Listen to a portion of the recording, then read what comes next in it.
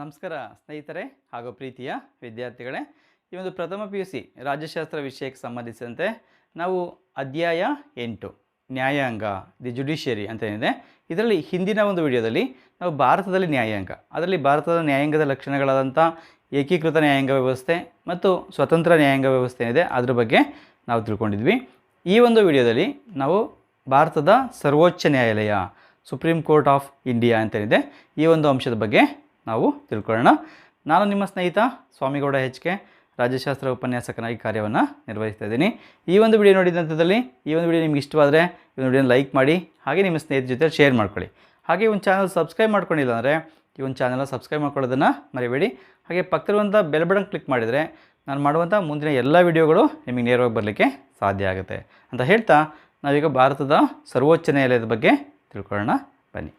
ಭಾರತದ ಸರ್ವೋಚ್ಚ ನ್ಯಾಯಾಲಯ ಅಂತ ಅಂದಾಗ, ಈ ಒಂದು ಸರ್ವೋಚ್ಚ ನ್ಯಾಯಾಲಯ ಇರಬೇಕು ಅಂತ ಎಲ್ಲಿ ತಿಳಿಸಲಾಗಿದೆ ಅಂತ ಅಂದಾಗ, ಭಾರತ ಸಂವಿಧಾನದ 5ನೇ ಭಾಗದಲ್ಲಿ ಸಂವಿಧಾನದ 124 1ನೇ ವಿಧಿಯ ಒಂದು ಪ್ರಕಾರ ಭಾರತದಲ್ಲಿ ಒಂದು ಸರ್ವೋಚ್ಚ ನ್ಯಾಯಾಲಯ ಇರಬೇಕು.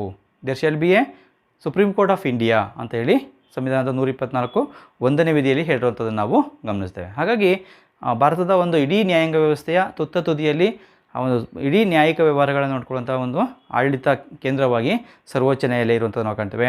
ಇಡೀ ಭಾರತದ ನ್ಯಾಯಾಂಗ ವ್ಯವಸ್ಥೆಯ ಒಂದು ಕೇಂದ್ರ ಬಿಂದುವಾಗಿ ಶಿಖರದಲ್ಲಿರುವಂಥ ತುತ್ತ ತುದಿಯಲ್ಲಿರುವಂಥ ಒಂದು ನ್ಯಾಯಾಲಯವಾಗಿ ಸರ್ವೋಚ್ಚ ನ್ಯಾಯಾಲಯ ಇಡೀ ಭಾರತದ ನ್ಯಾಯಾಂಗದ ಒಂದು ಮುಖ್ಯಸ್ಥನಾಗಿ ಅದು ಕಾರ್ಯವನ್ನು ನಿರ್ವಹಿಸುವಂಥದ್ದು ನಾವು ಗಮನಿಸ್ತೇವೆ. ನೋಡಿ, ಈ ಒಂದು ಭಾರತ ಸರ್ವೋಚ್ಚ ನ್ಯಾಯಾಲಯದಲ್ಲಿ ಒಬ್ಬ ಮುಖ್ಯ ನ್ಯಾಯಾಧೀಶ ಮತ್ತು 7 ಜನಕ್ಕಿಂತ ಹೆಚ್ಚು ನ್ಯಾಯಾಧೀಶರು ಇರಬಾರ್ದು ಅಂತೇಳಿ ಆ ಮೂಲ ಒಂದು 1950 ಜಾರಿಗೆ ಬಂದ ಸಂವಿಧಾನದಲ್ಲಿ ನಾವು ಗಮನಿಸ್ಲಿಕ್ಕೆ ಸಾಧ್ಯ. ಅಂದರೆ ಅಷ್ಟು ನ್ಯಾಯಾಧೀಶರ ಸಂಖ್ಯೆಯನ್ನು ಹೊಂದಿರಬೇಕು ಅಂತೇಳಿ ಆವಾಗ ತಿಳಿಸಲಾಗಿತ್ತು. ಆದರೆ ಪ್ರಸ್ತುತ ಅದರ ಸಂಖ್ಯೆಯನ್ನು ಹೆಚ್ಚಿಸುವಂಥದ್ದನ್ನು ಕೂಡ ನಾವು ಗಮನಿಸ್ತೇವೆ. ಈ ಒಂದು ಸರ್ವೋಚ್ಚ ನ್ಯಾಯಾಲಯದ ನ್ಯಾಯಾಧೀಶರ ಸಂಖ್ಯೆಯನ್ನು ಹೆಚ್ಚಿಸುವಂಥ ಅಧಿಕಾರವನ್ನು ಭಾರತದ ಸಂವಿಧಾನ ಸಂಸತ್ತಿಗೆ ನೀಡಿದೆ. ಅಂದರೆ ಸಂಸತ್ತು ನ್ಯಾಯಾಧೀಶರ ಸಂಖ್ಯೆಯನ್ನು ಕಾಲದಿಂದ ಕಾಲಕ್ಕೆ ಹೆಚ್ಚಿಸುವಂಥ ಅಧಿಕಾರವನ್ನು ಹೊಂದಿರುತ್ತೆ. ಅಂದರೆ ಅಗತ್ಯಗಳಿಗೆ ತಕ್ಕಂತೆ ಪ್ರಕರಣಗಳ ಸಂಖ್ಯೆ ಹೆಚ್ಚಾದಾಗ ಆ ಒಂದು ನ್ಯಾಯಾಧೀಶರ ಸಂಖ್ಯೆಯನ್ನು ಹೆಚ್ಚಿಸುವಂಥ ಅಧಿಕಾರವನ್ನು ಭಾರತದ ಸಂಸತ್ತಿಗೆ ಸಂವಿಧಾನ ನೀಡಿರುವಂಥ ಅಂಶವನ್ನು ನಾವು ಗಮನಿಸ್ತೇವೆ. ಹೀಗೆ ಸಂಸತ್ತು ಕಾಲದಿಂದ ಕಾಲಕ್ಕೆ ಅದನ್ನು ಹೆಚ್ಚುವಂಥ ಕಾರ್ಯವನ್ನು ಮಾಡುತ್ತೆ. ಅದರ ಪ್ರಕಾರ ಸರ್ವೋಚ್ಚ ನ್ಯಾಯಾಲಯದ ಒಂದು ನ್ಯಾಯಾಧೀಶರ ಸಂಖ್ಯೆ ಆ ಒಂದು ಕಾಯ್ದೆ ಅಡಿಯಲ್ಲಿ 1956ರಲ್ಲಿ ಇದರ ಒಂದು ನ್ಯಾಯಾಧೀಶರ ಸಂಖ್ಯೆಯನ್ನು 10ಕ್ಕೆ ಏರಿಸಿದಂಥ ನಾವು ಗಮನಿಸ್ಬೋದು. ಹಾಗೆ 1960ರಲ್ಲಿ ಅದನ್ನು 13ಕ್ಕೆ ಏರಿಸಲಾಯಿತು. ಹಾಗೆ 1978ರಲ್ಲಿ ಅದನ್ನು 16ಕ್ಕೆ ಹೆಚ್ಚಿಸಲಾಯಿತು. ಹಾಗೆ 1986ರಲ್ಲಿ ಅದನ್ನು 25ಕ್ಕೆ ಹೆಚ್ಚಲಾಗಿರುವಂಥನ್ನು ಕೂಡ ನಾವು ಗಮನಿಸ್ತೇವೆ. ಪ್ರಸ್ತುತ ಈಗ ಅನಂತರದಲ್ಲಿ 2008ರ ನಂತರದಲ್ಲಿ ಪ್ರಸ್ತುತ ಆ ಒಂದು ನ್ಯಾಯಾಧೀಶರ ಸಂಖ್ಯೆ ಒಬ್ಬರು ಮುಖ್ಯ ನ್ಯಾಯಾಧೀಶರು ಮತ್ತು 30 ಜನ ನ್ಯಾಯಾಧೀಶರನ್ನು ಹೊಂದಿರುವಂಥದ್ದನ್ನು ಕೂಡ ನಾವು ಗಮನಿಸ್ತೇವೆ. ಹಾಗೆ ಗರಿಷ್ಠ ನ್ಯಾಯಾಧೀಶರ ಒಂದು ಸಂಖ್ಯೆ ಎಷ್ಟಿರಬೇಕು ಅಂದಾಗ ಮುಖ್ಯ ನ್ಯಾಯಾಧೀಶರನ್ನು ಒಳಗೊಂಡು 34 ನ್ಯಾಯಾಧೀಶರನ್ನು ಹೊಂದಲಿಕ್ಕೆ ಅವಕಾಶ ಇರುವಂಥದ್ದನ್ನು ನಾವು ಗಮನಿಸಲಿಕ್ಕೆ ಸಾಧ್ಯ. ಈ ರೀತಿ ಆ ನ್ಯಾಯಾಧೀಶರ ಸಂಖ್ಯೆ ಇರುವಂಥದ್ದು ನಾವು ಗಮನಿಸ್ಬೋದು. ಪ್ರಸ್ತುತ ಒಬ್ಬರು ಮುಖ್ಯ ನ್ಯಾಯಾಧೀಶರಿದ್ದಾರೆ, 30 ಜನ ಒಟ್ಟಿಗೆ ನ್ಯಾಯಾಧೀಶರು ಇರುವಂಥದ್ದು ನಾವು ಗಮನಿಸ್ತೇವೆ. ನೋಡಿ, ಸರ್ವೋಚ್ಚ ನ್ಯಾಯಾಲಯದ ಒಂದು ಕೇಂದ್ರ ಕಚೇರಿ ನವದೆಹಲಿಯಲ್ಲಿ ಇದೆ. ಅಂದರೆ ಭಾರತ ಸರ್ವೋಚ್ಚ ನ್ಯಾಯಾಲಯ ನವದೆಹಲಿಯಲ್ಲಿ ಇದೆ. ಈ ಒಂದು ದೆಹಲಿಯಲ್ಲಿ 1937ರಲ್ಲಿ ಈ ಒಂದು ನ್ಯಾಯಾಲಯ ಫೆಡರಲ್ ನ್ಯಾಯಾಲಯ ಅಂತ ಸ್ಥಾಪನೆ ಆಗಿತ್ತು. ಆದರೆ ಮುಂದುವರ್ಕೊಂಡು ಸರ್ವೋಚ್ಚ ನ್ಯಾಯಾಲಯವಾಗಿರುವಂಥ ನಾವು ಗಮನಿಸ್ತೇವೆ. ಹಾಗೆ ಇದರ ಒಂದು ಇತರೆ ಒಂದು ಪ್ರಾದೇಶಿಕ ಕಚೇರಿಗಳನ್ನು ಕೂಡ ಸ್ಥಾಪನೆ ಮಾಡಲಿಕ್ಕೆ ಅವಕಾಶ ಇರುತ್ತೆ.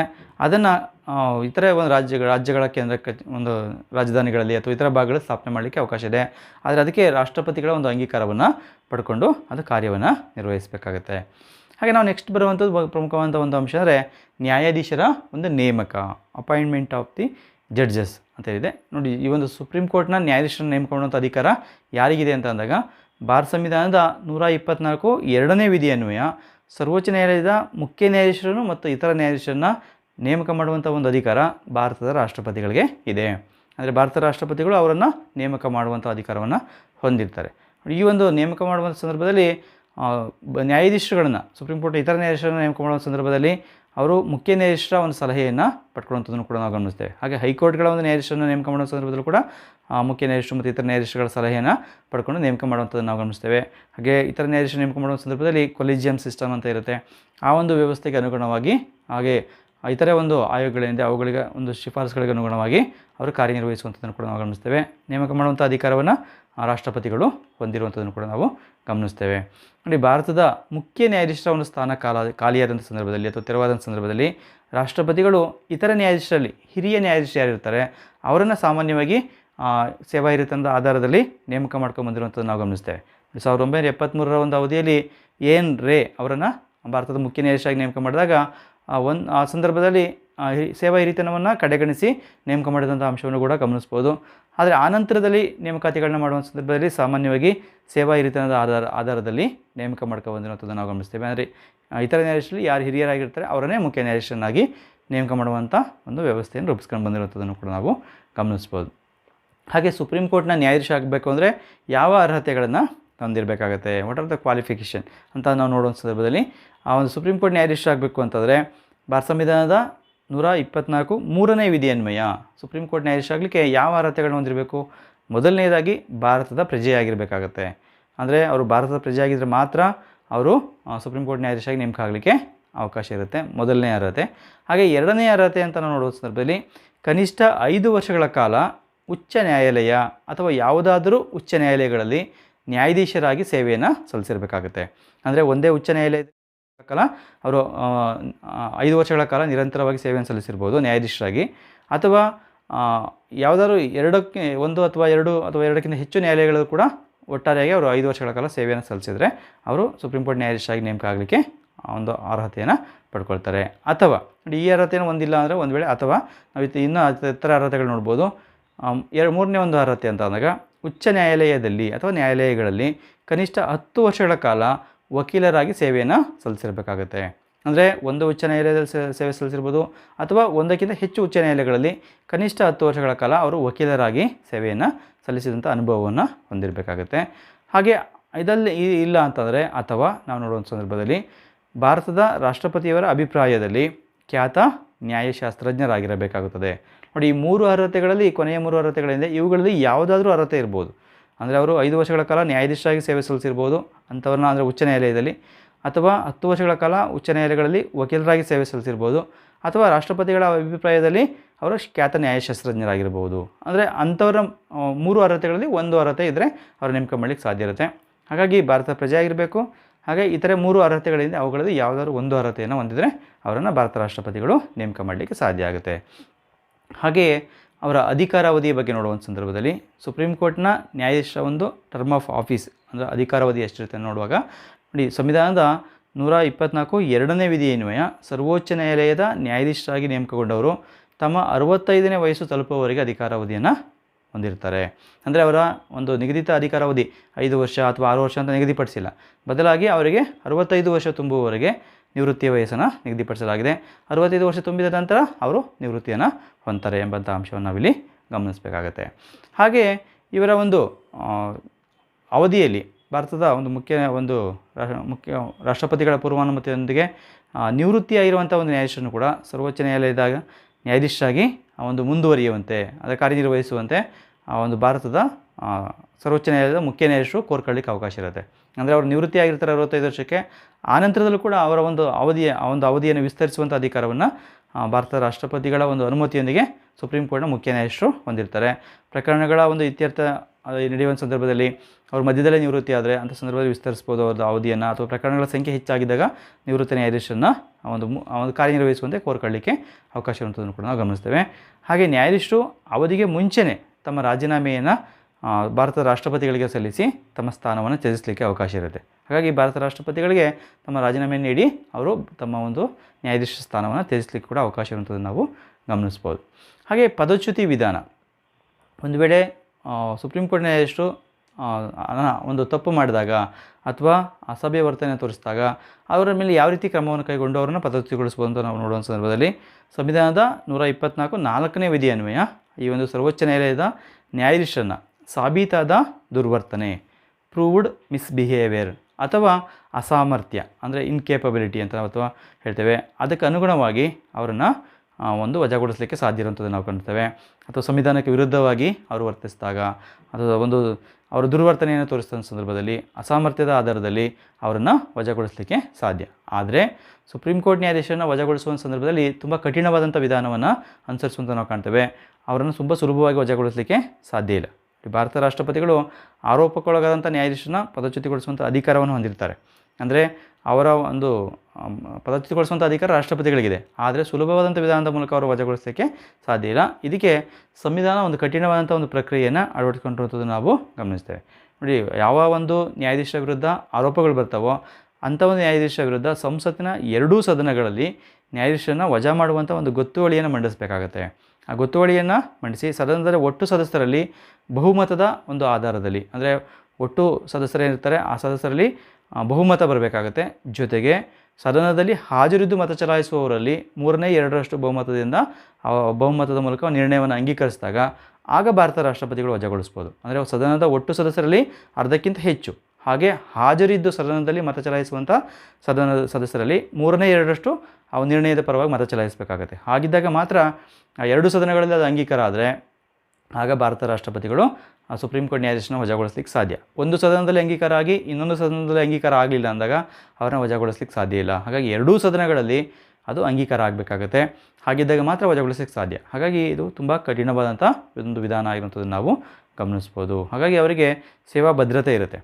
ಹಾಗೆ ವೇತನ ಮತ್ತು ಭತ್ಯೆಗಳು, ಸ್ಯಾಲರೀಸ್ ಆ್ಯಂಡ್ ಅದರ್ ಅಲೋವೆನ್ಸಸ್ ಅಂತ ನೋಡುವ ಸಂದರ್ಭದಲ್ಲಿ ನಾವು ಭಾರತದ ಒಂದು ಸುಪ್ರೀಂ ಕೋರ್ಟ್ ನ್ಯಾಯಾಧೀಶರುಗಳಿಗೆ ಸಂವಿಧಾನದ 125ನೇ ವಿಧಿ ಅನ್ವಯ ಸಂಸತ್ ಕಾಲದಿಂದ ಕಾಲಕ್ಕೆ ನಿರ್ಧರಿಸುವಂಥ ಒಂದು ವೇತನ ಮತ್ತು ಸವಲತ್ತುಗಳನ್ನು ನೀಡಲಾಗ್ತದೆ. ಅಂದರೆ ಅವರಿಗೆ ಅವರ ಒಂದು ವೇತನವನ್ನು ನಿಗದಿಪಡಿಸುವಂಥ ಅಧಿಕಾರವನ್ನು ಭಾರತದ ಸಂಸತ್ತು ಹೊಂದಿದೆ. ಆ ಸಂಸತ್ತು ನಿಗದಿಪಡಿಸುವಂಥ ಒಂದು ಕಾಯ್ದೆಗೆ ಅನುಗುಣವಾಗಿ ನಿಗದಿಪಡಿಸುವಂಥ ವೇತನವನ್ನು ಅವರು ಪಡ್ಕೊಂಡು ಹೋಗುವಂಥದ್ದು ನಾವು ಗಮನಿಸ್ಬೋದು. ಪ್ರಸ್ತುತ ಭಾರತದ ಸುಪ್ರೀಂ ಕೋರ್ಟ್ನ ಮುಖ್ಯ ನ್ಯಾಯಾಧೀಶರಿಗೆ ಎಷ್ಟು ವೇತನವನ್ನು ನೀಡಲಾಗುತ್ತೆ ಅಂತ ನೋಡುವ ಸಂದರ್ಭದಲ್ಲಿ ಪ್ರಸ್ತುತ 2,80,000 ರೂಪಾಯಿ ತಿಂಗಳಿಗೆ ವೇತನವನ್ನು ಅವರು ನಿಗದಿಪಡಿಸಲಾಗಿದೆ. ಅವರು ಅಷ್ಟು ವೇತನವನ್ನು ಪಡ್ಕೊಳ್ತಾರೆ. ಜೊತೆಗೆ ಅವರಿಗೆ ಇತರೆ ಭತ್ಯೆಗಳನ್ನು ಕೂಡ ನೀಡಲಾಗುತ್ತೆ. ಜೊತೆಗೆ ಉಚಿತವಾದಂಥ ನಿವಾಸವನ್ನು, ವಾಹನ ಸೌಲಭ್ಯವನ್ನು, ವೈದ್ಯಕೀಯ ಸೌಲಭ್ಯವನ್ನು, ದೂರವಾಣಿ ಸೌಲಭ್ಯ, ಇತರ ಹಲವಾರು ಸವಲತ್ತುಗಳನ್ನು ಅವರಿಗೆ ಸರ್ಕಾರ ಒದಗಿಸಿಕೊಟ್ಟಿರುವುದನ್ನು ಕೂಡ ನಾವು ಗಮನಿಸ್ತೇವೆ. ಎಲ್ಲವೂ ಕೂಡ ಸಂಸತ್ತಿನ ಒಂದು ಕಾಯ್ದೆಗೆ ಅನುಗುಣವಾಗಿ ನಿಗದಿತವಾಗಿರ್ತವೆ. ಅಂಥ ಸವಲತ್ತುಗಳನ್ನ ಪಡ್ಕೊಳ್ಳಿಕ್ಕೆ ಅವರಿಗೆ ಅವಕಾಶ ಹೊಂದಿರುವಂಥದ್ದು ನಾವು ಗಮನಿಸ್ತೇವೆ. ಹಾಗೆ ಇತರೆ ನ್ಯಾಯಾಧೀಶರಿಗೆ ತಿಂಗಳಿಗೆ 2,50,000 ರೂಪಾಯಿ ವೇತನವನ್ನು ಮತ್ತು ಇತರೆ ಸೌಲಭ್ಯಗಳೇನು ಹೇಳಿದೆ ಆ ಎಲ್ಲ ಸೌಲಭ್ಯಗಳನ್ನ ಇವರು ಕೂಡ ಪಡ್ಕೊಳ್ಳಿಕ್ಕೆ ಅರ್ಹತೆಯನ್ನು ಹೊಂದಿರ್ತಾರೆ. ಹಾಗಾಗಿ ಪ್ರತಿ ತಿಂಗಳು ಅವರು ನಿಗದಿತವಾದಂಥ ವೇತನವನ್ನು ಸಂಸತ್ತು ನಿಗದಿಪಡಿಸಿದಷ್ಟು ವೇತನವನ್ನು ಪಡ್ಕೊಳ್ಳಿಕ್ಕೆ ಅರ್ಹತೆಯನ್ನು ಹೊಂದಿರ್ತಾರೆ. ಹಾಗೆ ಹಣಕಾಸಿನ ತುರ್ತುಪರಿಸ್ಥಿತಿಯನ್ನು ಹೊರತುಪಡಿಸಿ ಇತರ ಯಾವುದೇ ಸಂದರ್ಭದಲ್ಲೂ ಕೂಡ ನ್ಯಾಯಾಧೀಶರ ಒಂದು ಸಂಬಳವನ್ನು ಮತ್ತು ಆರ್ಥಿಕ ಸವಲತ್ತುಗಳನ್ನ ಅಥವಾ ಸೇವಾ ನಿಯಮಗಳನ್ನ ಕಡಿಮೆಗೊಳಿಸುವಂಥ ಅಧಿಕಾರ ಮತ್ತು ಯಾರಿಗೂ ಕೂಡ ಇರೋದಿಲ್ಲ. ಅಂದರೆ ಹಣಕಾಸಿನ ತುರ್ತುಪರಿಸ್ಥಿತಿ ಇರುವ ಸಂದರ್ಭದಲ್ಲಿ ಮಾತ್ರ ಅವರ ವೇತನವನ್ನು ಕಡಿಮೆಗೊಳಿಸಲಿಕ್ಕೆ ಸಾಧ್ಯ ಆಗುತ್ತೆ. ಹಾಗೆ ಇವರ ವೇತನವನ್ನು ಭಾರತದ ಸಂಚಿತ ನಿಧಿಯಿಂದ ನೀಡಲಾಗುತ್ತೆ. ಹಾಗಾಗಿ ಇವರ ವೇತನದ ಬಗ್ಗೆ ಶಾಸಕಾಂಗ ಕೂಡ ಮತ ಚಲಾಯಿಸುವಂಥ ಅಧಿಕಾರವನ್ನು ಹೊಂದಿರೋದಿಲ್ಲ. ಸಂಚಿತ ನಿಧಿಯಿಂದ ಅವರ ವೇತನ ಮತ್ತು ಸವಲತ್ತುಗಳನ್ನ ದೊರಕಿಸ್ಕೊಡುವಂಥದ್ದನ್ನು ಕೂಡ ನಾವು ಗಮನಿಸ್ತೇವೆ. ಹಾಗಾಗಿ ನ್ಯಾಯಾಧೀಶರು ಸ್ವತಂತ್ರವಾಗಿ ಕಾರ್ಯನಿರ್ವಹಿಸಲಿಕ್ಕೆ ಕೂಡ ಸಾಧ್ಯ ಆಗುವಂಥ ಅಂಶವನ್ನು ನಾವಿಲ್ಲಿ ಗಮನಿಸ್ಬೋದು. ಈಗ ನಾವು ಭಾರತದ ಪ್ರಸ್ತುತ ಒಬ್ಬರು ಮುಖ್ಯ ನ್ಯಾಯಾಧೀಶರು ಯಾರು ಅಂತ ನೋಡುವ ಸಂದರ್ಭದಲ್ಲಿ ಈ ದಿನಕ್ಕೆ ಈಗಿನ ಸಂದರ್ಭಕ್ಕೆ ಹೇಳ್ತಿರುವಂಥದ್ದು, ಮುಂದೆ ಅದು ಬದಲಾವಣೆ ಆದಂಥ ಸಂದರ್ಭದಲ್ಲಿ ಅವುಗಳಿಗೆ ತಕ್ಕಂತೆ ಒಂದು ಬದಲಾವಣೆಯನ್ನು ಮಾಡ್ಕೋಬೇಕಾಗುತ್ತೆ. ಇದರಲ್ಲಿ ನಾನು ಈ ದಿನಕ್ಕೆ ಸಂಬಂಧಪಟ್ಟಂತೆ ಹೇಳುವಂಥದ್ದು ಶರದ್ ಅರವಿಂದ ಬೋಬ್ಡೆ, ಅವ್ರನ್ನ ಶಾರ್ಟಾಗಿ SA ಬೋಬ್ಡೆ ಅಂತ ಕೂಡ ಹೇಳ್ಬೋದು. ಇವರು ಭಾರತದ 47ನೇ ಮುಖ್ಯ ನ್ಯಾಯಾಧೀಶರಾಗಿ ಕಾರ್ಯವನ್ನು ನಿರ್ವಹಿಸ್ತಾ ಇದ್ದಾರೆ. 18ನೇ ನವೆಂಬರ್ 2019ರಿಂದ ಇವರು ಭಾರತದ ಮುಖ್ಯ ನ್ಯಾಯಾಧೀಶರಾಗಿ ಕಾರ್ಯನಿರ್ವಹಿಸಿರುವಂಥ ಅಂಶವನ್ನು ನಾವಿಲ್ಲಿ ಗಮನಿಸ್ಬೋದು. ಅವರ ಚಿತ್ರವನ್ನು ಕೂಡ ನಾವಿಲ್ಲಿ ಕಾಣ್ತೇವೆ. ಶರದ್ ಅರವಿಂದ ಬೋಬ್ಡೆ, SA ಬೋಬ್ಡೆ ಅಂತ ನಾವು ಸಂಕ್ಷಿಪ್ತವಾಗಿ ಅವರ ಹೆಸರನ್ನು ಹೇಳ್ಬೋದು. ಇದಿಷ್ಟು ಕೂಡ ಸುಪ್ರೀಂ ಕೋರ್ಟ್ನ ಒಂದು ರಚನೆ, ಅಂದರೆ ಅವರ ನೇಮಕಾತಿ ವಿಧಾನ, ಹಾಗೆ ಅರ್ಹತೆಗಳು, ಪದಚ್ಯುತಿ ವಿಧಾನ, ವೇತನ ಮತ್ತು ಸವಲತ್ತುಗಳು, ಈ ಎಲ್ಲ ಅಂಶಗಳ ಬಗ್ಗೆ ತಿಳ್ಕೊಂಡ ನಂತರದಲ್ಲಿ ನಾವು ಮುಖ್ಯವಾಗಿ ಸುಪ್ರೀಂ ಕೋರ್ಟ್ನ ಅಧಿಕಾರ ಮತ್ತು ಕಾರ್ಯಗಳೇನು, ಸರ್ವೋಚ್ಚ ನ್ಯಾಯಾಲಯದ ಅಧಿಕಾರ ಮತ್ತು ಕಾರ್ಯಗಳೇನು, powers and functions of the supreme court of India ಅಂತ ನಾವು ನೋಡುವ ಸಂದರ್ಭದಲ್ಲಿ ಈ ಒಂದು ಸರ್ವೋಚ್ಚ ನ್ಯಾಯಾಲಯ ಹಲವು ರೀತಿಯ ಕಾರ್ಯಗಳನ್ನ ನಿರ್ವಹಿಸುತ್ತೆ. ಆ ಒಂದು ಕಾರ್ಯಗಳನ್ನ ನಾವು ಮುಂದಿನಂತೆ ನೋಡಲಿಕ್ಕೆ ಸಾಧ್ಯ ಆಗುತ್ತೆ. ಈ ಒಂದು ಕಾರ್ಯಗಳಲ್ಲಿ ಮುಖ್ಯವಾಗಿ ನಾವು ಮೂಲ ಅಧಿಕಾರ ವ್ಯಾಪ್ತಿ, ಒರಿಜಿನಲ್ ಒಂದು ಜೂರಿಸ್ಡಿಕ್ಷನ್ ನೋಡ್ತೇವೆ. ಹಾಗೆ ಎರಡನೇದಾಗಿ ಮನವೀಯ ಅಧಿಕಾರ ವ್ಯಾಪ್ತಿ, ಒಂದು ಅಪಿಲೇಟ್ ಜೂರಿಸ್ಡಿಕ್ಷನ್ ನೋಡ್ತೇವೆ. ಹಾಗೆ ಸಲಹಾ ಅಧಿಕಾರ ವ್ಯಾಪ್ತಿ, ಅಡ್ವೈಸರಿ ಜೂರಿಸ್ಡಿಕ್ಷನ್ ನೋಡ್ತೇವೆ. ಹಾಗೆ ಇತರೆ ಅಧಿಕಾರಗಳನ್ನ ಕೂಡ ನಾವು ಗಮನಿಸಲಿಕ್ಕೆ ಸಾಧ್ಯ. ಆ ಒಂದು ಅಧಿಕಾರಗಳನ್ನ ಒಂದೊಂದಾಗಿ ನಾವು ಈಗ ಚರ್ಚೆಯನ್ನು ಮಾಡ್ತಾ ಹೋಗೋಣ. ನೋಡಿ, ಮೊದಲನೇದಾಗಿ ನಾವು ಮೂಲ ಅಧಿಕಾರ ವ್ಯಾಪ್ತಿ ಅಂದರೆ ಏನು ಅಂದರೆ ಸುಪ್ರೀಂ ಕೋರ್ಟ್ ನೇರವಾಗಿ ಪ್ರಕರಣಗಳನ್ನ ಸ್ವೀಕರಿಸಿ ತಾನೇ ನೇರವಾಗಿ ಮೊದಲಿಗೆ ಅಲ್ಲಿಂದನೇ ಉದ್ಭವ ಆಗುವಂಥ ಒಂದು ಪ್ರಕರಣಗಳಿರ್ತವೆ, ಅವುಗಳನ್ನ ಮೂಲ ಅಧಿಕಾರ ವ್ಯಾಪ್ತಿ ಅಂತ ಕರಿತೇವೆ. ಅಂದರೆ ಸುಪ್ರೀಂ ಕೋರ್ಟ್ ಈ ವಿಚಾರಗಳಿಗೆ ಸಂಬಂಧಪಟ್ಟಂತೆ ನೇರವಾಗಿ ತಾನೇ ಪ್ರಕರಣವನ್ನು ಮೊದಲಿಗೆ ಸ್ವೀಕರಿಸಿ ಅವುಗಳನ್ನ ವಿಚಾರಣೆ ಮಾಡಿ ತೀರ್ಪು ಕೊಡುವಂಥ ಅಧಿಕಾರವನ್ನು ಹೊಂದಿರುತ್ತೆ. ಇದನ್ನು ಮೂಲ ಅಧಿಕಾರ, ಒರಿಜಿನಲ್ ಜೂರಿಸ್ಡಿಕ್ಷನ್ ಅಂತ ನಾವು ಅದನ್ನು ಕರಿತೇವೆ. ಭಾರತ ಸಂವಿಧಾನದ 131ನೇ ವಿಧಿ ಅನ್ವಯ ಈ ಒಂದು ಕೆಳಕಂಡ ಸಂದರ್ಭದಲ್ಲಿ ಸರ್ವೋಚ್ಚ ನ್ಯಾಯಾಲಯ ಮೂಲ ಅಧಿಕಾರ ವ್ಯಾಪ್ತಿಯನ್ನು ಹೊಂದಿರುವಂಥದ್ದು ನಾವು ಕಾಣ್ತೇವೆ. ನೋಡಿ, ಈ ಒಂದು ಅಧಿಕಾರವನ್ನು ಬೇರೆ ಯಾವುದೇ ನ್ಯಾಯಾಲಯಕ್ಕೆ, ಹೈಕೋರ್ಟ್ಗಳಿಗೆ ಅಥವಾ ಅಧೀನ ನ್ಯಾಯಾಲಯಗಳಿಗೆ ನೀಡಲಾಗಿರೋದಿಲ್ಲ. ಇವು ಸುಪ್ರೀಂ ಕೋರ್ಟ್ಗೆ ಇರುವಂಥ ಮೂಲ ಅಧಿಕಾರಗಳು. ಹಾಗಾಗಿ ಇವುಗಳನ್ನ ಸುಪ್ರೀಂ ಕೋರ್ಟ್ ಆಫ್ ಇಂಡಿಯಾ ಇದೆ, ಅದು ಮಾತ್ರ ಚಲಾಯಿಸಲಿಕ್ಕೆ ಸಾಧ್ಯ ಇರುವಂಥ ಅಧಿಕಾರಗಳಿರ್ತವೆ.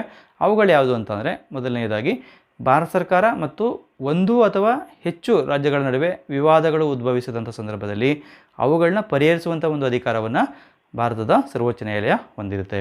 ಅಂದರೆ ಸೆಂಟ್ರಲ್ ಸ್ಟೇಟ್ ಡಿಸ್ಪ್ಯೂಟ್ಸ್ಗಳೇನಿರ್ತವೆ, ಕೇಂದ್ರ ಮತ್ತು ರಾಜ್ಯಗಳು ಅಥವಾ ಒಂದು ರಾಜ್ಯ ನಡುವೆ ಉಂಟಾಗುವಂಥ ಒಂದು ವಿವಾದಗಳು, ಅಂಥ ವಿವಾದಗಳು ಸಾಮಾನ್ಯವಾಗಿ ಅಧಿಕಾರ ಹಂಚಿಕೆಗೆ ಸಂಬಂಧಪಟ್ಟಂತೆ, ಅಂದರೆ ನಮ್ಮ ಸಂಯುಕ್ತ ವ್ಯವಸ್ಥೆಯನ್ನು ಹೊಂದಿರೋದ್ರಿಂದ ಕೇಂದ್ರ ಮತ್ತು ರಾಜ್ಯಗಳ ನಡುವೆ ಆಡಳಿತಾತ್ಮಕ ಅಧಿಕಾರಗಳು, ಆ ಒಂದು ಅಧಿಕಾರಗಳನ್ನ ಮತ್ತು ಆಡಳಿತಾತ್ಮಕ ಶಾಸನೀಯ ಅಧಿಕಾರಗಳನ್ನ ಹಂಚಿಕೆಯನ್ನು ಮಾಡಲಾಗಿರುತ್ತೆ, ಹಣಕಾಸಿನ ಅಧಿಕಾರಗಳನ್ನ ಹಂಚಿಕೆ ಮಾಡಲಾಗಿರುತ್ತೆ. ಇಂಥ ಸಂದರ್ಭಗಳಲ್ಲಿ ಆ ಒಂದು ವಿವಾದಗಳು ಉಂಟಾಗ್ಬೋದು. ಅಂಥ ಸಂದರ್ಭದಲ್ಲಿ ಕೇಂದ್ರ ಮತ್ತು ರಾಜ್ಯಗಳ ನಡುವೆ ಅಥವಾ ಒಂದು ರಾಜ್ಯದ ನಡುವೆ ಉಂಟಾಗುವಂಥ ಒಂದು ವಿವಾದಗಳನ್ನ ಬಗೆಹರಿಸುವಂಥ ಅಧಿಕಾರವನ್ನು ಭಾರತದ ಸರ್ವೋಚ್ಚ ನ್ಯಾಯಾಲಯ ಹೊಂದಿರುತ್ತೆ. ಹಾಗೆ ಎರಡನೆಯದಾಗಿ ರಾಜ್ಯ ಮತ್ತು ರಾಜ್ಯಗಳ ನಡುವೆ ಉಂಟಾಗುವಂಥ ವಿವಾದಗಳನ್ನು ಬಗೆಹರಿಸುವಂಥ ಅಧಿಕಾರವನ್ನು ಹೊಂದಿರುತ್ತೆ. ಅಂದರೆ ಇಂಟರ್ ಸ್ಟೇಟ್ ಡಿಸ್ಪ್ಯೂಟ್ಸ್ ಅಂತ ನಾವು ಕರಿತೇವೆ, ಅಂತಾರಾಜ್ಯ ವಿವಾದಗಳು. ಅಂದರೆ ಒಂದು ರಾಜ್ಯ ಮತ್ತು ಮತ್ತೊಂದು ರಾಜ್ಯದ ನಡುವೆ ಉಂಟಾಗುವಂಥ ವಿವಾದಗಳನ್ನ ಯಾವುದೇ ಒಂದು ರಾಜ್ಯದ ಹೈಕೋರ್ಟ್ಗೆ ನೀಡಿದಾಗ ಅದನ್ನು ಪಕ್ಷಪಾತ ಮಾಡುವ ಸಾಧ್ಯತೆ ಇರ್ತವೆ ಅಥವಾ ಅದರ ಬಗ್ಗೆ ಭರವಸೆಗಳಿರೋದಿಲ್ಲ. ಹಾಗಾಗಿ ಅದನ್ನು ಸುಪ್ರೀಂ ಕೋರ್ಟ್ ಆಫ್ ಇಂಡಿಯಾ ಅದು ಬಗೆಹರಿಸುವಂಥ ಕಾರ್ಯವನ್ನು ಮಾಡುತ್ತೆ. ಅದು ರಾಜ್ಯಗಳ ನಡುವಿನ ವಿವಾದಗಳನ್ನ ಬಗೆಹರಿಸುವಂಥದ್ದು. ಯಾವುದೇ ಒಂದು ರಾಜ್ಯಕ್ಕೆ ಸಂಬಂಧಪಟ್ಟಂತೆ ಇನ್ನೊಂದು ರಾಜ್ಯ ನಡುವೆ ವಿವಾದಗಳು ಉಂಟಾದಾಗ ಅವುಗಳನ್ನ ಒಂದು ಸರ್ವೋಚ್ಚ ನ್ಯಾಯಾಲಯವೇ ಬಗೆಹರಿಸುವಂಥ ಮೂಲ ಅಧಿಕಾರವನ್ನು ಹೊಂದಿರುತ್ತೆ.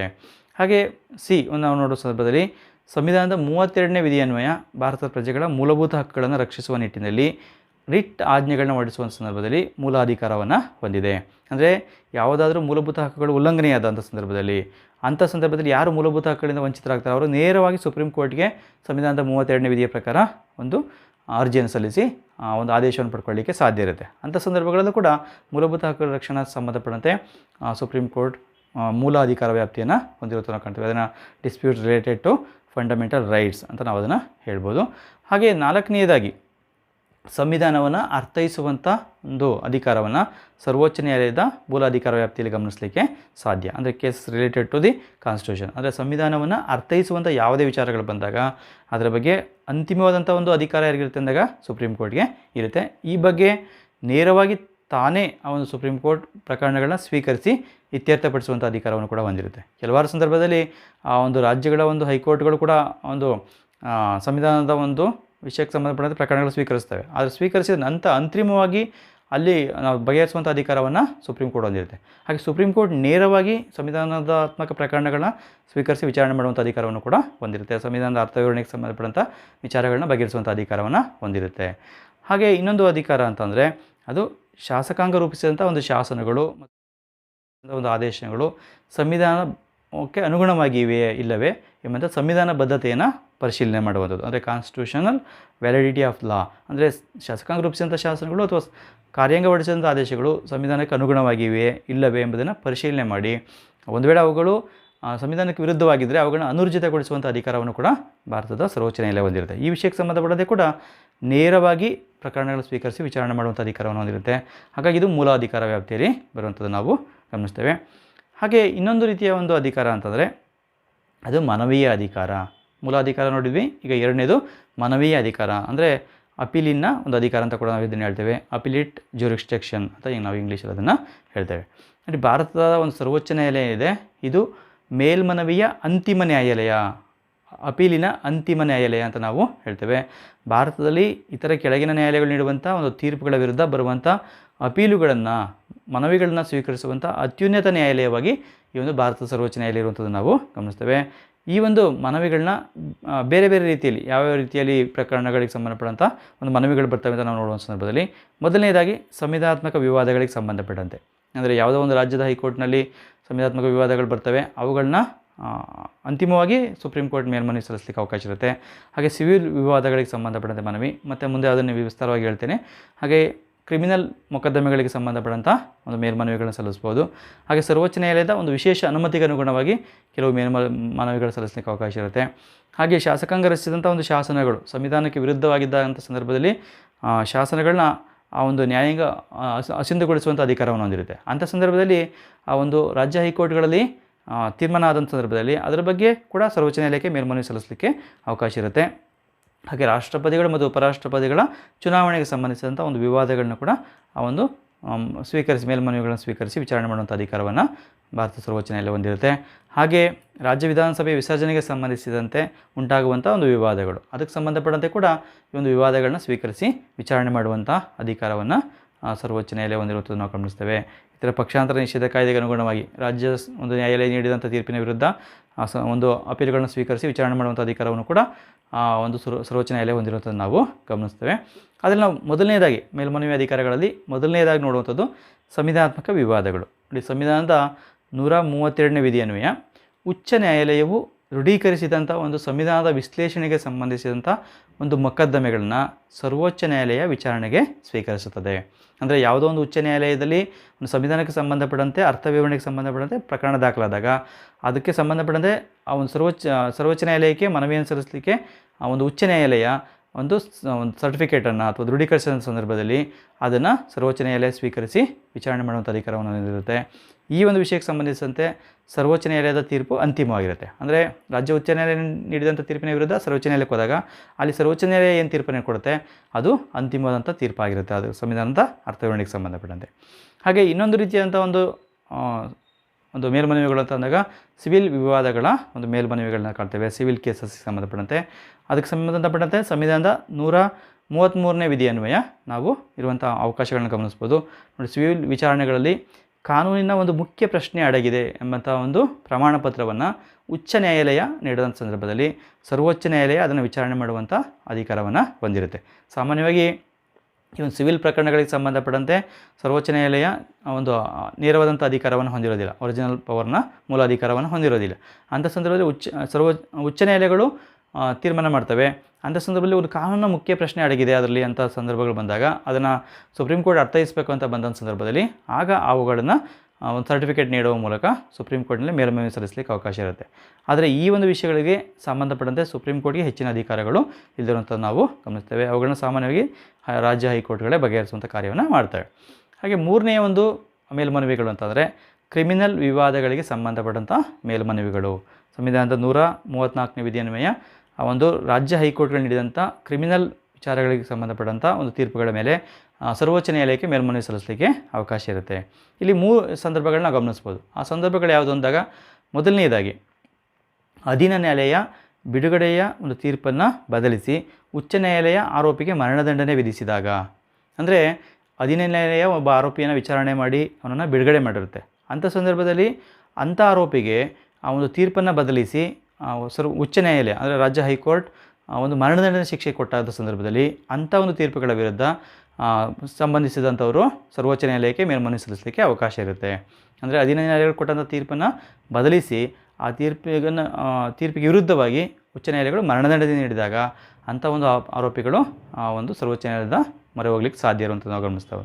ಹಾಗೆ ಎರಡನೇದಾಗಿ ಯಾವುದೇ ಮೊಕದ್ದಮೆ ಮೇಲ್ಮನವಿಗೆ ಅರ್ಹವಾಗಿದೆ ಅಥವಾ ಯೋಗ್ಯವಾಗಿದೆ ಅಂತೇಳಿ ಉಚ್ಚ ನ್ಯಾಯಾಲಯ ಪ್ರಮಾಣ ಪತ್ರವನ್ನು ನೀಡಿದಾಗ, ಅಂದರೆ ಯಾವುದೋ ಒಂದು ಪ್ರಕರಣ ಆ ಪ್ರಕರಣ ಇತ್ಯರ್ಥ ಆಗಿರುತ್ತೆ ಉಚ್ಚ ನ್ಯಾಯಾಲಯದಲ್ಲಿ, ಆದರೆ ಮೇಲ್ಮನವಿಗೆ ಅರ್ಹ ಆಗಿದೆ ಅಂತೇಳಿ ಆ ಒಂದು ಪ್ರಮಾಣ ಪತ್ರವನ್ನು ಕೊಟ್ಟಂಥ ಸಂದರ್ಭದಲ್ಲೂ ಕೂಡ ಅದನ್ನು ಸುಪ್ರೀಂ ಕೋರ್ಟ್ನಲ್ಲಿ ಮೇಲ್ಮನವಿ ಸಲ್ಲಿಸಲಿಕ್ಕೆ ಅವಕಾಶ ಇರುವಂಥದ್ದು ನಾವು ಗಮನಿಸ್ತೇವೆ.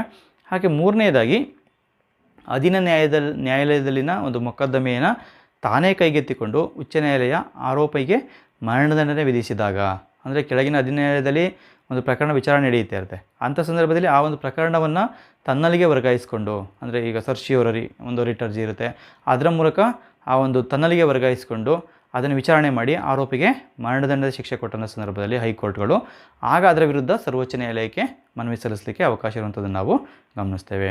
ಈ ರೀತಿ ಕ್ರಿಮಿನಲ್ ಪ್ರಕರಣಗಳಲ್ಲಿ ಮುಖ್ಯವಾಗಿ ಒಂದನೆಯದಾಗಿ ಕೆಳಗಿನ ನ್ಯಾಯಾಲಯ ಆರೋಪಿಯನ್ನು ಖುಲಾಸೆಗೊಳಿಸಿದಾಗ ಆ ಒಂದು ಪ್ರಕರಣದಲ್ಲಿ ಆರೋಪಿಗೆ ಮರಣದಂಡನೆ ಕೊಟ್ಟರೆ ಹೈಕೋರ್ಟು ಅದರ ವಿರುದ್ಧ ಸರ್ವೋಚ್ಚ ನ್ಯಾಯಾಲಯಕ್ಕೆ ಹೋಗ್ಬೋದು, ಅಥವಾ ಆ ಒಂದು ಸರ್ವೋಚ್ಚ ನ್ಯಾಯಾಲಯಕ್ಕೆ ಮನವಿ ಸಲ್ಲಿಸುವಂತೆ ಒಂದು ಸರ್ಟಿಫಿಕೇಟ್ನ ಉಚ್ಚ ನ್ಯಾಯಾಲಯವೇ ಕೊಟ್ಟಂಥ ಸಂದರ್ಭದಲ್ಲಿ ಹೋಗ್ಬೋದು.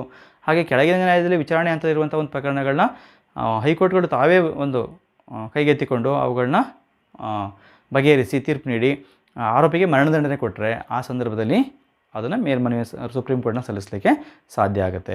ಈ ರೀತಿ ಮೇಲ್ಮನವಿಗೆ ಸಂಬಂಧಪಟ್ಟಂತೆ ಕ್ರಿಮಿನಲ್ ವಿಷಯಗಳಿಗೆ ಸಂಬಂಧಪಡುತ್ತೆ. ಹಾಗೆ ನಾಲ್ಕನೆಯದಾಗಿ ವಿಶೇಷ ಅಪೀಲು ಅರ್ಜಿ. ಇದನ್ನು ನಾವು ಸರ್ವೋಚ್ಚ ನ್ಯಾಯಾಲಯದ ವಿಶೇಷ ಅನುಮತಿಯೊಂದಿಗೆ ಅಂತ ನಾನು ಹೇಳಿದೆ. ನೋಡಿ, ಭಾರತ ಸಂವಿಧಾನದ 136ನೇ ವಿಧಿಯ ಪ್ರಕಾರ ಅಧೀನ ನ್ಯಾಯಾಲಯಗಳು ಮತ್ತು ಟ್ರಿಬ್ಯುನಲ್ಗಳು ನೀಡಿದಂಥ ತೀರ್ಪುಗಳಿಗೆ ಏನಿದೆ ಅವುಗಳ ಮರುಪರಿಶೀಲನೆಗಾಗಿ ಹೆಚ್ಚುವರಿ ಸಮಯಾವಕಾಶ ನೀಡುವ ಮೂಲಕ ಸರ್ವೋಚ್ಚ ನ್ಯಾಯಾಲಯ ವಿಶೇಷ ಅನುಮತಿಯನ್ನು ನೀಡುವಂಥ ಅಧಿಕಾರವನ್ನು ಹೊಂದಿರುತ್ತೆ. ಅಂದರೆ ಯಾವುದೇ ಅಧೀನ ನ್ಯಾಯಾಲಯಗಳು ಅಥವಾ ಯಾವುದೇ ಟ್ರಿಬ್ಯುನಲ್ಗಳು ನೀಡಿದಂಥ ಒಂದು ತೀರ್ಪುಗಳ ವಿರುದ್ಧ ಸರ್ವೋಚ್ಚ ನ್ಯಾಯಾಲಯ ವಿಶೇಷವಂತ ಒಂದು ಅನುಮತಿಯನ್ನು ಕೊಟ್ಟು ಅವುಗಳ ಮೇಲೆ ಮೇಲ್ಮನವಿ ಸಲ್ಲಿಸುವಂತೆ ಅವಕಾಶವನ್ನು ನೀಡಲಿಕ್ಕೆ ಸಾಧ್ಯ ಇರುತ್ತೆ. ಈ ಒಂದು ಅಧಿಕಾರವನ್ನು ಕೂಡ ಸುಪ್ರೀಂ ಕೋರ್ಟು ಹೊಂದಿರುತ್ತೆ ನಾವು ಕಾಣ್ತೇವೆ. ಹಾಗೆ ಈ ಒಂದು ಅಧಿಕಾರ, ಮೇಲ್ಮನವಿ ಅಧಿಕಾರ ಏನಿದೆ, ಈ ಒಂದು ಅಧಿಕಾರವನ್ನು ಹೆಚ್ಚಿಸುವಂಥ, ಅಂದರೆ ಅಪೀಲು ಅಧಿಕಾರ ವ್ಯಾಪ್ತಿಯನ್ನು ಹೆಚ್ಚಿಸುವಂಥ ಅಧಿಕಾರ ಕಾಯ್ದೆಗೆ ಅನುಗುಣವಾಗಿ ಹೆಚ್ಚಿಸುವಂಥ ಅಧಿಕಾರವನ್ನು ಸಂಸತ್ತು ಹೊಂದಿರುತ್ತೆ. ಸುಪ್ರೀಂ ಕೋರ್ಟ್ನ ಒಂದು ಮೇಲ್ಮನವಿ ಮೇಲ್ಮನವಿಗಳನ್ನು ಸ್ವೀಕರಿಸುವಂಥ ಅಧಿಕಾರವನ್ನು ಸಂಸತ್ತು ಕಾಯ್ದೆಯ ಮೂಲಕ ಹೆಚ್ಚಿಸುವಂಥ ಅಧಿಕಾರವನ್ನು ಹೊಂದಿರುವುದನ್ನು ಕೂಡ ನಾವು ಗಮನಿಸ್ಬೋದು. ಹಾಗೆ ಮೂರನೆಯ ಅಧಿಕಾರ, ಮೊದಲನೆಯದು ಮೂಲ ಅಧಿಕಾರ, ಹಾಗೆ ಎರಡನೇದಾಗಿ ಮನವಿ ಅಧಿಕಾರ, ಮೂರನೇದು ಸಲಹಾತ್ಮಕ ಅಧಿಕಾರ ನಾವು ನೋಡುವಂಥ ಸಂದರ್ಭದಲ್ಲಿ ಅಡ್ವೈಸರಿ ಜುಡಿಷಿಯಕ್ಷನ್ ಅಂತ ನಾವು ಇದನ್ನು ಹೇಳ್ತೇವೆ. ನೋಡಿ, ಈ ಒಂದು ಇದರಲ್ಲಿ ಭಾರತ ಸಂವಿಧಾನದ 143ನೇ ವಿಧಿ, ಇದನ್ನು ಬಹಳ ಮುಖ್ಯ ನೆನಪಿಟ್ಕೋಬೇಕಾಗುತ್ತೆ. ಸ್ಪರ್ಧಾತ್ಮಕ ಪರೀಕ್ಷೆಯಲ್ಲಿ ಕೂಡ ಇದನ್ನು ಕೇಳ್ತಾರೆ. 143ನೇ ವಿಧಿಯ ಪ್ರಕಾರ ಸಾರ್ವಜನಿಕ ಮಹತ್ವವುಳ್ಳ ಕಾನೂನಿನ ವಿಷಯಗಳು ಮತ್ತು ಸಂವಿಧಾನಾತ್ಮಕ ವಿಷಯಗಳಿಗೆ ಸಂಬಂಧಪಟ್ಟಂತೆ ರಾಷ್ಟ್ರಪತಿಯವರು ಅವನು ಸುಪ್ರೀಂ ಕೋರ್ಟ್ನ ಸಲಹೆಯನ್ನು ಕೋರ್ಬೋದು. ಸಂವಿಧಾನದ 143ನೇ ವಿಧಿಯ ಪ್ರಕಾರ ಆ ಒಂದು ಅಧಿಕಾರವನ್ನು ರಾಷ್ಟ್ರಪತಿಗಳು ಹೊಂದಿರ್ತಾರೆ.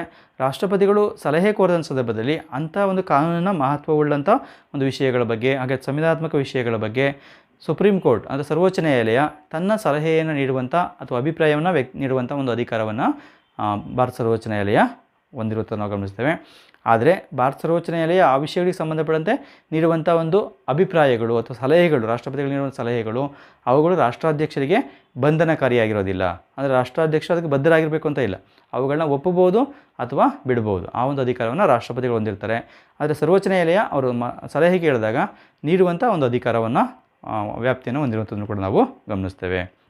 ಉದಾಹರಣೆಗೆ ನಾವು ಗಮನಿಸುವ ಸಂದರ್ಭದಲ್ಲಿ ಕಾವೇರಿ ನದಿ ನೀರಿನ ವಿಷಯಕ್ಕೆ ಸಂಬಂಧಪಟ್ಟಂತೆ ಸರ್ವೋಚ್ಚ ನ್ಯಾಯಾಲಯದ ಒಂದು ಸಲಹೆಯನ್ನು ಕೇಳಲಾಗಿತ್ತು. ಹಾಗೆ ರಾಮ ಜನ್ಮಭೂಮಿಗೆ ಸಂಬಂಧಪಟ್ಟಂತೆ ಈ ಥರ ಹಲವಾರು ವಿಚಾರಗಳ ಬಗ್ಗೆ ರಾಷ್ಟ್ರಪತಿಯವರು ಕಾಲದಿಂದ ಕಾಲಕ್ಕೆ ಆ ಒಂದು ಸಲಹೆಯನ್ನು ಕೇಳ್ತಾ ಬಂದಿದ್ದಾರೆ. ಸರ್ವೋಚ್ಚ ನ್ಯಾಯಾಲಯಗಳು ಅದಕ್ಕೆ ಸಲಹೆ ಕೊಟ್ಕೊಂಡು ಬಂದಿರುವುದನ್ನು ಕೂಡ ನಾವು ಗಮನಿಸ್ತೇವೆ. ಈ ರೀತಿ ಹಲವು ಸಂದರ್ಭದಲ್ಲಿ ರಾಷ್ಟ್ರಪತಿಗಳಿಗೆ ಅಗತ್ಯ ಇದ್ದಾಗ ಒಂದು ಕಾನೂನಿನ ಮಹತ್ವವುಳ್ಳಂಥ ವಿಷಯಗಳಿಗೆ ಅಥವಾ ಸಂವಿಧಾನಾತ್ಮಕ ವಿಷಯಗಳಿಗೆ ಸಂಬಂಧಪಟ್ಟಂತೆ ಸರ್ವೋಚ್ಚ ನ್ಯಾಯಾಲಯದ ಸಲಹೆಯನ್ನು ಪಡ್ಕೊಳ್ಳಿಕ್ಕೆ ಅವಕಾಶ ಇರುತ್ತೆ. ಹಾಗೆ ನಾವು ನಾಲ್ಕನೆಯದಾಗಿ ಇತರೆ ಅಧಿಕಾರಗಳನ್ನ ನೋಡುವಂಥ ಸಂದರ್ಭದಲ್ಲಿ ಇತರೆ ಹಲವಾರು ರೀತಿಯಾದ ಅಧಿಕಾರಗಳನ್ನು ಸರ್ವೋಚ್ಚ ನ್ಯಾಯಾಲಯ ನಿರ್ವಹಿಸುತ್ತೆ. ಅವುಗಳು ಯಾವುದು ಅಂತ ನೋಡುವಾಗ ಮೊದಲನೇದಾಗಿ ಇದು ದಾಖಲೆಗಳ ನ್ಯಾಯಾಲಯವಾಗಿ ಕಾರ್ಯವನ್ನು ನಿರ್ವಹಿಸುತ್ತೆ. ಅಂದರೆ ಕೋರ್ಟ್ ಆಫ್ ರೆಕಾರ್ಡ್ಸ್ ಅಂತ ನಾವು ಅದನ್ನು ಹೇಳ್ತೇವೆ. ಭಾರತ ಸರ್ವೋಚ್ಚ ನ್ಯಾಯಾಲಯ ಸಂವಿಧಾನದ 129ನೇ ವಿಧಿ ಅನ್ವಯ ಒಂದು ದಾಖಲೆಗಳ ನ್ಯಾಯಾಲಯವಾಗಿ ಕಾರ್ಯವನ್ನು ನಿರ್ವಹಿಸುತ್ತೆ. ಅಂದರೆ ಸರ್ವೋಚ್ಚ ನ್ಯಾಯಾಲಯ ತನ್ನ ಎಲ್ಲ ಒಂದು ಕಾರ್ಯಕಲಾಪಗಳ ಬಗ್ಗೆ, ತೀರ್ಪುಗಳ ಬಗ್ಗೆ ದಾಖಲೆ ರೂಪದಲ್ಲಿ ಅದನ್ನು ಸಂರಕ್ಷಿಸಿಡುತ್ತೆ. ತನ್ನ ಎಲ್ಲ ಒಂದು ಕಾರ್ಯಕಲಾಪಗಳನ್ನು, ತೀರ್ಪುಗಳನ್ನು ದಾಖಲೆ ರೂಪದಲ್ಲಿ ಸಂಗ್ರಹಿಸಿಟ್ಟು ಆ ಒಂದು ದಾಖಲೆಗಳನ್ನ ಮುಂದಿನ ಒಂದು ತೀರ್ಪುಗಳಿಗೆ ಬಳಕೆ ಮಾಡ್ಕೊಳ್ಳಿಕ್ಕೆ ಕೂಡ ಸಾಧ್ಯ ಇರುವಂಥದ್ದು ನಾವು ಗಮನಿಸ್ತೇವೆ. ನೋಡಿ, ಈ ಒಂದು ದಾಖಲೆಗಳು ಸಾಕ್ಷ್ಯ ಮೌಲ್ಯವನ್ನು ಹೊಂದಿರ್ತವೆ. ಅವುಗಳನ್ನೇ ಸಾಕ್ಷಿಯಾಗಿ ಪರಿಗಣಿಸಲಿಕ್ಕೆ ಕೂಡ ಸಾಧ್ಯ ಇರುತ್ತೆ. ಅಗತ್ಯವೆನಿಸಿದಾಗ ಈ ಒಂದು ತೀರ್ಪುಗಳ ಆಧಾರದ ಮೇಲೆ ಮೊಕದ್ದಮೆಗಳನ್ನ ಇತ್ಯರ್ಥಪಡಿಸುವಂಥದ್ದನ್ನು ಕೂಡ ನಾವು ಗಮನಿಸ್ತೇವೆ. ಅಂದರೆ ನಾವು ಹಲವಾರು ಸಂದರ್ಭಗಳು ಗಮನಿಸ್ಬೋದು. ಹೈಕೋರ್ಟ್ಗಳು ಮತ್ತು ಕೆಳಗಿನ ನ್ಯಾಯಾಲಯಗಳು ತೀರ್ಪು ನೀಡುವ ಸಂದರ್ಭದಲ್ಲಿ ಸರ್ವೋಚ್ಚ ನ್ಯಾಯಾಲಯದ ತೀರ್ಪುಗಳನ್ನ ಉಲ್ಲೇಖ ಮಾಡ್ತವೆ. ಅಂಥ ಸಂದರ್ಭದಲ್ಲಿ ಈ ಒಂದು ಸರ್ವೋಚ್ಚ ನ್ಯಾಯಾಲಯದ ನೀಡಿದಂಥ ತೀರ್ಪುಗಳು, ಅದರ ಕಾರ್ಯಕಲಾಪಗಳು, ದಾಖಲೆಗಳೇನಿರ್ತವೆ ಅವುಗಳು ಸಾಕ್ಷ್ಯವಾಗಿ ಪರಿಗಣನೆ ಆಗ್ತವೆ. ಜೊತೆಗೆ ಅವುಗಳನ್ನ ಉಲ್ಲೇಖ ಮಾಡಲಿಕ್ಕೆ ಕೂಡ ಅವಕಾಶ ಇರುತ್ತದೆ. ಅವುಗಳ ಆಧಾರದಲ್ಲೇ ಕೆಲವು ಒಂದು ಪ್ರಕರಣಗಳನ್ನ ಇತ್ಯರ್ಥಪಡಿಸುವಂಥದ್ದನ್ನು ಕೂಡ ನಾವು ಗಮನಿಸ್ಬೋದು. ಹಾಗಾಗಿ ಇದು ದಾಖಲೆಗಳ ನ್ಯಾಯಾಲಯ ಆಗಿದೆ. ತನ್ನ ಎಲ್ಲ ಒಂದು ಕಾರ್ಯಕಲಾಪಗಳನ್ನು ಮತ್ತು ತೀರ್ಪುಗಳನ್ನ ದಾಖಲೆಗಳ ರೂಪದಲ್ಲಿ ಸಂರಕ್ಷಿಸುವಂಥ ಕಾರ್ಯವನ್ನು ಮಾಡುತ್ತೆ. ಹಾಗೆ ಎರಡನೇದಾಗಿ ನ್ಯಾಯಾಂಗ ನಿಂದನೆಗೆ ಶಿಕ್ಷೆ. ಸರ್ವೋಚ್ಚ ನ್ಯಾಯಾಲಯದ ತೀರ್ಪುಗಳನ್ನು ಮತ್ತು ನ್ಯಾಯಾಧೀಶರ ವರ್ತನೆಗಳನ್ನು ಟೀಕಿಸಿದರೆ ಅಥವಾ ನ್ಯಾಯಾಲಯದ ತೀರ್ಪುಗಳನ್ನ ಉಲ್ಲಂಘಿಸಿದರೆ ಅದನ್ನು ನ್ಯಾಯಾಂಗ ನಿಂದನೆ ಅಂತೇಳಿ ಪರಿಗಣಿಸಿ ಅಂಥವರಿಗೆ ಶಿಕ್ಷೆ ಕೊಡುವಂಥ ಅಧಿಕಾರವನ್ನು ಸರ್ವೋಚ್ಚ ನ್ಯಾಯಾಲಯ ಹೊಂದಿರುತ್ತೆ. ಅಂದರೆ ಯಾರಾದರೂ ಕೂಡ ಸರ್ವೋಚ್ಚ ನ್ಯಾಯಾಲಯದ ನ್ಯಾಯಾಧೀಶರ ವರ್ತನೆಯನ್ನು ಅಥವಾ ಅವರು ನೀಡಿದ ತೀರ್ಪುಗಳನ್ನ ವೈಯಕ್ತಿಕ ಟೀಕೆಗಳನ್ನ ಮಾಡುವಂಥದ್ದು, ಇದನ್ನು ನ್ಯಾಯಾಂಗ ನಿಂದನೆ ಅಂತೇಳಿ ಪರಿಗಣಿಸಿ ಅಂಥ ಒಂದು ಅಥವಾ ತೀರ್ಪುಗಳನ್ನ ಉಲ್ಲಂಘಿಸಿದವರಿಗೆ ಅದನ್ನು ಕೂಡ ನ್ಯಾಯಾಂಗ ನಿಂದನೆ ಅಂತ ಪರಿಗಣಿಸಿ ಶಿಕ್ಷೆ ಕೊಡುವಂಥ ಅಧಿಕಾರವನ್ನು ಸರ್ವೋಚ್ಚ ನ್ಯಾಯಾಲಯ ಹೊಂದಿರುವಂಥದ್ದು ನಾವು ಗಮನಿಸ್ಬೋದು. ಹಾಗೆ ಇನ್ನೊಂದು ಪ್ರಮುಖವಾದಂಥ ಒಂದು ಅಧಿಕಾರ ಅಂತಂದರೆ ಅದು ನಿಯಮಗಳನ್ನು ರೂಪಿಸುವಂಥ ಅಧಿಕಾರ, making of rules of court ಅಂತ ನಾವು ಅದನ್ನು ಹೇಳ್ತೇವೆ. ನೋಡಿ, ಸರ್ವೋಚ್ಚ ನ್ಯಾಯಾಲಯ ತನ್ನ ಒಂದು ಕಾರ್ಯಕಲಾಪಗಳನ್ನು ನಿರ್ವಹಿಸಲಿಕ್ಕೆ ಹಾಗೆ ಆಡಳಿತಕ್ಕೆ ಸಂಬಂಧಿಸಿದಂಥ ಒಂದು ನಿಯಮಗಳನ್ನು ರೂಪಿಸಿಕೊಳ್ಳುವಂಥ ಒಂದು ಅಧಿಕಾರವನ್ನು ಹೊಂದಿದೆ. ಅಂದರೆ ಸರ್ವೋಚ್ಚ ನ್ಯಾಯಾಲಯ ತನ್ನ ಒಂದು ವ್ಯಾಪ್ತಿಯಲ್ಲಿ ಆಡಳಿತ ನಿರ್ವಹಣೆಗೆ ಸಂಬಂಧಪಟ್ಟಂತೆ ಅಥವಾ ತನ್ನ ಒಂದು ಕಾರ್ಯಕಲಾಪಗಳನ್ನ ಹೇಗೆ ನಡೆಸ್ಕೊಂಡು ಹೋಗಬೇಕು ಇದಕ್ಕೆ ಸಂಬಂಧಪಟ್ಟಂತೆ ತಾನೇ ನಿಯಮಗಳನ್ನು ರೂಪಿಸಿ ಅವುಗಳನ್ನ ಅಳವಡಿಸ್ಕೊಳ್ಳುವಂಥ ಕಾರ್ಯವನ್ನು ಮಾಡುವಂಥದ್ದು ನಾವು ಗಮನಿಸ್ಬೋದು. ಹಾಗಾಗಿ ನಿಯಮಗಳನ್ನ ರೂಪಿಸುವಂಥ ಅಧಿಕಾರವನ್ನು ಇದು ಹೊಂದಿದೆ ಅಂತ ಹೇಳ್ತೇವೆ. ಹಾಗೆ ನೇಮಕಾತಿ ಮತ್ತು ಮೇಲ್ವಿಚಾರಣಾ ಅಧಿಕಾರ, ಅಪಾಯಿಂಟ್ಮೆಂಟ್ ಆ್ಯಂಡ್ ಸೂಪರ್ವೈಸರಿ ಪವರ್ಸ್ಗಳನ್ನ ಹೊಂದಿರುವಂಥದ್ದನ್ನು ಕೂಡ ನಾವು ಗಮನಿಸ್ತೇವೆ.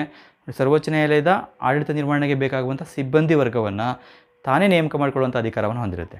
ಹಾಗೆ ಜೊತೆಗೆ ಆ ಎಲ್ಲ ಒಂದು ಅಧೀನ ನ್ಯಾಯಾಲಯಗಳಿರ್ತವೆ, ಅಂದರೆ ಹೈಕೋರ್ಟ್ಗಳು ಅಥವಾ ಇತರ ನ್ಯಾಯಾಲಯಗಳ ಅವು ಎಲ್ಲವುಗಳ ಮೇಲೆ ಮೇಲ್ವಿಚಾರಣೆ ಮಾಡುವಂಥ ಅಧಿಕಾರವನ್ನು ಕೂಡ ಸುಪ್ರೀಂ ಕೋರ್ಟ್ ಹೊಂದಿರುವಂಥದ್ದು ನಾವು ಗಮನಿಸ್ತೀವಿ. ಅಂದರೆ ಭಾರತ ಸರ್ವೋಚ್ಚ ನ್ಯಾಯಾಲಯ ಒಂದು ತನಗೆ ಬೇಕಂತ ಸಿಬ್ಬಂದಿಗಳ ನೇಮಕ ಮಾಡ್ಕೊಳುತ್ತೆ.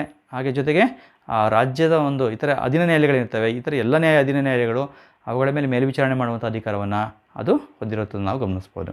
ಇದಿಷ್ಟು ಕೂಡ ಸುಪ್ರೀಂ ಕೋರ್ಟ್ನ ಒಂದು ಅಧಿಕಾರ ಮತ್ತು ಕಾರ್ಯಗಳಾಗಿರುವಂಥದ್ದು ನಾವು ಗಮನಿಸ್ತೇವೆ. ಹೀಗೆ ಭಾರತದ ಒಂದು ಸರ್ವೋಚ್ಚ ನ್ಯಾಯಾಲಯ ಒಂದು ನಮ್ಮ ಭಾರತದ ಏಕೀಕೃತ ಒಂದು ನ್ಯಾಯಾಂಗ ವ್ಯವಸ್ಥೆಯ ಒಂದು ಶಿಖರದಲ್ಲಿರುವಂಥದ್ದು ನಾವು ಗಮನಿಸ್ತೇವೆ. ಅಂದರೆ ತುದಿಯಲ್ಲಿ ಭಾರತ ಸರ್ವೋಚ್ಚ ನ್ಯಾಯಾಲಯ ಇದೆ, ಅದರ ಅಡಿಯಲ್ಲಿ ಹೈಕೋರ್ಟ್ಗಳು, ಅಧೀನ ನ್ಯಾಯಾಲಯಗಳು ಬರುವಂಥದ್ದು ನಾವು ಗಮನಿಸ್ತೇವೆ. ಈ ಒಂದು ನ್ಯಾಯಾಲಯದ ಅಡಿಯಲ್ಲಿ ಅಧೀನ ನ್ಯಾಯಾಲಯಗಳು ಕೆಲಸವನ್ನು ಮಾಡ್ತವೆ. ಸುಪ್ರೀಂ ಕೋರ್ಟ್ ಆ ಎಲ್ಲ ಅಧೀನ ನ್ಯಾಯಾಲಯಗಳಿಗೆ ಮಾರ್ಗದರ್ಶಿ ಆಗಿ ಕೂಡ ಕಾರ್ಯನಿರ್ವಹಿಸುತ್ತೆ. ಅವುಗಳ ಮೇಲ್ವಿಚಾರಣೆ ಮಾಡುವಂಥದ್ದು ಹೇಗೆ ಇರುತ್ತೋ ಹಾಗೆ ನಿರ್ದೇಶನಗಳನ್ನು ನೀಡುವಂಥ ಅಧಿಕಾರವನ್ನು ಕೂಡ ಹೊಂದಿರುತ್ತೆ. ಇಷ್ಟೇ ಅಧಿಕಾರಗಳಲ್ಲದೆ ನಾನು ನಿಮಗೆ ಅದನ್ನು ಮುಂದೆ ಮಹತ್ವದಲ್ಲೂ ಕೂಡ ಹೇಳಿದ್ದೇನೆ, ಅದು ಸಂವಿಧಾನ ರಕ್ಷಕನಾಗಿ ಕಾರ್ಯನಿರ್ವಹಿಸುತ್ತೆ. ಸಂವಿಧಾನವನ್ನು ರಕ್ಷಣೆ ಮಾಡುವಂಥ ಕಾರ್ಯವನ್ನು ಅದು ಮಾಡುತ್ತೆ. ಹಾಗೆ ಪ್ರಜೆಗಳ ಮೂಲಭೂತ ಹಕ್ಕುಗಳನ್ನು ರಕ್ಷಣೆ ಮಾಡುವಂಥ ಒಂದು ಕಾರ್ಯವನ್ನು ಕೂಡ ಭಾರತದ ಸರ್ವೋಚ್ಚ ನ್ಯಾಯಾಲಯ ಮಾಡುತ್ತೆ. ಹಾಗೆ ಸಂಯುಕ್ತ ವ್ಯವಸ್ಥೆಯ ರಕ್ಷಕ ಅಂತ ನಾವು ಕರಿತೇವೆ ಅದನ್ನು. ಸರ್ವೋಚ್ಚ ನ್ಯಾಯಾಲಯ ಸಂಯುಕ್ತ ವ್ಯವಸ್ಥೆ ಒಂದು ರಕ್ಷಣೆ ಮಾಡುವಂಥ ಒಂದು ಕಾರ್ಯವನ್ನು ಮಾಡುತ್ತೆ. ಕೇಂದ್ರ ರಾಜ್ಯಗಳ ನಡುವೆ ಉಂಟಾಗುವಂಥ ವಿವಾದಗಳನ್ನ ಬಗೆಹರಿಸಿ ಸಂಯುಕ್ತ ವ್ಯವಸ್ಥೆಯನ್ನು ಕಾಪಾಡ್ಕೊಂಡು ಹೋಗುವಂಥ ಜವಾಬ್ದಾರಿಯನ್ನು ಸರ್ವೋಚ್ಚ ನ್ಯಾಯಾಲಯ ಹೊಂದಿರುವಂಥದ್ದು ನಾವು ಗಮನಿಸ್ಬೋದು. ಹಾಗೆ ಪ್ರಜಾಪ್ರಭುತ್ವದ ರಕ್ಷಕ ಅಂತ ಕೂಡ ನಾವು ಸರ್ವೋಚ್ಚ ನ್ಯಾಯಾಲಯವನ್ನು ಕರೀಲಿಕ್ಕೆ ಸಾಧ್ಯ. ಅಂದರೆ ಈ ರೀತಿ ಆ ಒಂದು ಭಾರತ ಸರ್ವೋಚ್ಚ ನ್ಯಾಯಾಲಯ ಅತ್ಯುನ್ನತ ಒಂದು ನ್ಯಾಯಾಲಯವಾಗಿದ್ದು ಸಂವಿಧಾನಕ್ಕೆ ಅರ್ಥವಿವರಣೆ ನೀಡುವಂಥದ್ದು, ಸಂವಿಧಾನ ರಕ್ಷಣೆ ಮಾಡುವಂಥದ್ದು, ಆ ಎಲ್ಲ ಅಧಿಕಾರಗಳನ್ನು ಕೂಡ ಇದು ಹೊಂದಿರುತ್ತೆ. ಭಾರತದ ನ್ಯಾಯಾಂಗದ ಒಂದು ಶ್ರೇಷ್ಠ ಒಂದು ಕಾರ್ಯವೈಖರಿಗೆ ಸರ್ವೋಚ್ಚ ನ್ಯಾಯಾಲಯ ಸಾಕ್ಷ್ಯ ಇರುವಂಥದ್ದನ್ನು ಕೂಡ ನಾವು ಗಮನಿಸ್ಬೋದು. ಇದಿಷ್ಟು ಕೂಡ ಭಾರತದ ಸರ್ವೋಚ್ಚ ನ್ಯಾಯಾಲಯ, ಸುಪ್ರೀಂ ಕೋರ್ಟ್ ಆಫ್ ಇಂಡಿಯಾ ಆ ಒಂದು ಅಂಶದ ಬಗ್ಗೆ ತಿಳ್ಕೊಬೇಕಂದ್ರೆ ಬಹುಮುಖ್ಯವಾದಂಥ ಒಂದು ಮಾಹಿತಿಗಳು. ಹಾಗೆ ನಾವು ಮುಂದಿನ ಒಂದು ವಿಡಿಯೋದಲ್ಲಿ ನಾವು ಬಹಳ ಮುಖ್ಯವಾದಂಥ ಇನ್ನೊಂದು ಅಂಶ ಅಂದರೆ ಅದು ರಾಜ್ಯ ಶ್ರೇಷ್ಠ ನ್ಯಾಯಾಲಯ, ಹೈಕೋರ್ಟ್ಸ್ ಆಫ್ ದಿ ಸ್ಟೇಟ್ ಅಂತೇಳಿದರೆ ಆ ಒಂದು ಅಂಶಗಳ ಬಗ್ಗೆ ನಾವು ಮಾಹಿತಿಗಳನ್ನ ತಿಳ್ಕೊಳ್ಳೋಣ. ಹಾಗೆ ಈ ಒಂದು ವಿಡಿಯೋ ನೋಡಿದ ನಂತರದಲ್ಲಿ ಈ ಒಂದು ವಿಡಿಯೋ ನಿಮ್ಗೆ ಇಷ್ಟವಾದರೆ ಒಂದು ವಿಡಿಯೋ ಲೈಕ್ ಮಾಡಿ, ಹಾಗೆ ನಿಮ್ಮ ಸ್ನೇಹಿತರ ಜೊತೆಲಿ ಶೇರ್ ಮಾಡ್ಕೊಳ್ಳಿ. ಹಾಗೆ ಈ ಒಂದು ಚಾನಲ್ ಸಬ್ಸ್ಕ್ರೈಬ್ ಮಾಡ್ಕೊಂಡಿಲ್ಲ ಅಂತಂದರೆ ಈ ಒಂದು ಚಾನಲ್ನ ಸಬ್ಸ್ಕ್ರೈಬ್ ಮಾಡ್ಕೊಳ್ಳಿ. ನಾನು ಮಾಡುವಂಥ ಮುಂದೆ ಎಲ್ಲ ವಿಡಿಯೋಗಳು ನಿಮಗೆ ನೇರವಾಗಿ ಬರಬೇಕು ಅಂದರೆ ಪಕ್ಕದಲ್ಲಿರುವಂಥ ಬೆಲ್ ಬಟನ್ ಕ್ಲಿಕ್ ಮಾಡೋದನ್ನು ಮರಿಬೇಡಿ ಅಂತ ಹೇಳ್ತಾ ಈ ಒಂದು ವಿಡಿಯೋ ನೋಡೋದಕ್ಕಾಗಿ ಮತ್ತೊಮ್ಮೆ ಧನ್ಯವಾದಗಳು. ನಮಸ್ಕಾರ.